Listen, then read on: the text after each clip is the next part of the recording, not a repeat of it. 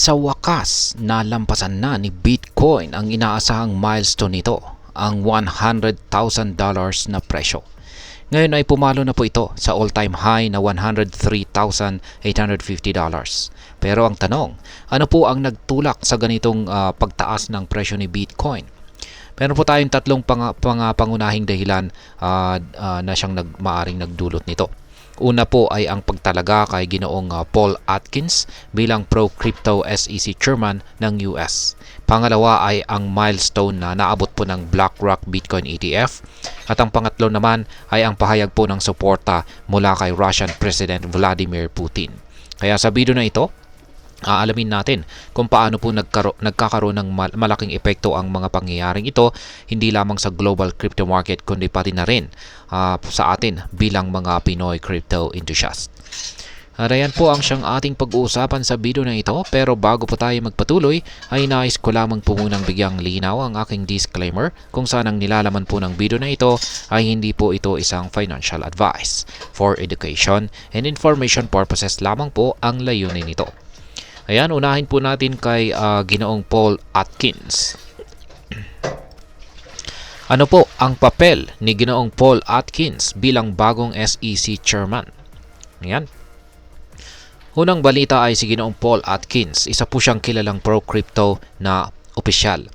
At siya ay tinalaga ng dating US President na si Ginoong Donald Trump bilang susunod na chairman ng SEC. Kapalit po ni Ginoong Gary Gensler. Ayon po sa mga eksperto, ang appointment na ito ay nagbigay po ng malaking boost sa presyo ni Bitcoin. Dahil inaasahan po ng crypto community na magdadala ito ng mas paborableng regulasyon sa US. Ayon po kay Ginoong Brad Garlinghouse, ang CEO po ng Ripple, isa po itong malaking panalo para sa industriya ng crypto. Sa pananaw po ni Ginoong Atkins, kailangan pong pagtuunan ng pansin ang common sense sa mga regulasyon upang maprotektahan ang mga investors at palaguin ang industriya. Ang ganitong optimism ang nagtutulak sa mga investors na muling magtiwala sa market. Ngayon ay paano naman po nakakatulong ang BlackRock? Yan, dito naman tayo sa pangalawa, ang BlackRock Bitcoin ETF. Ayan. Ang pangalawang dahilan naman ay ang mabilis po na pag-akyat ng BlackRock iShares Bitcoin Trust o ETF or IBIT sa $50 billion na asset under management or AUM. Ayan, AUM. Sa loob lamang po ng 228 days. Ayan, mula nang ito po ay mailabas.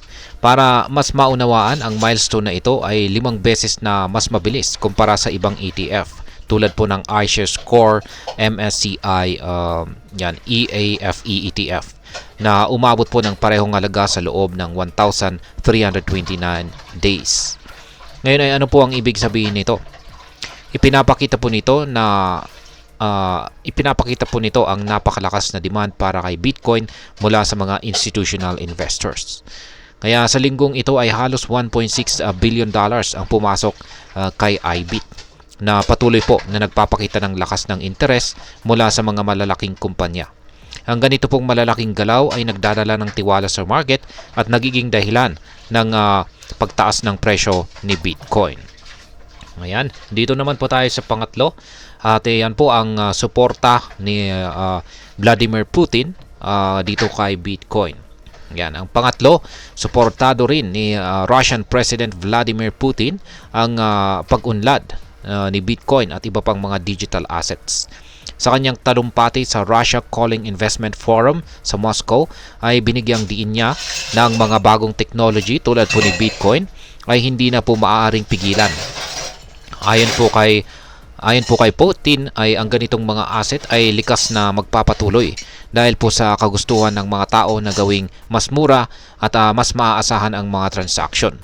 Ang ganito pong pahayag mula sa isang global leader ay nagbigay po ng kumpiyansa sa mga investors na ang crypto ay magkakaroon po ng mas malaking papel sa global economy. Ayan. At ngayon ay ano naman po ang epekto ng Bitcoin rally na ito? Ang pagtaas po ng presyo ni Bitcoin sa $103,850 ay nagdala rin ng bagong milestone. Ang market cap po nito ay umabot na sa $2 trillion.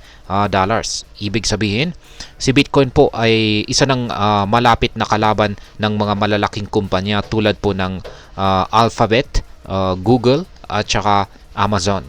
Ayan. Bukod dito ay lumakas din ang daily trading volume ni Bitcoin ng higit sa 50% kung saan ay umaabot po sa $100 billion. Kaya ang dami po ng futures long position ay tumaas na rin ng 81% kung saan ay nagpapakita po ng malakas na bullish sentiment sa mga traders. Kaya ayon po sa mga eksperto, maaari pong umabot si Bitcoin sa $120,000 bago po matapos ang taon na ito.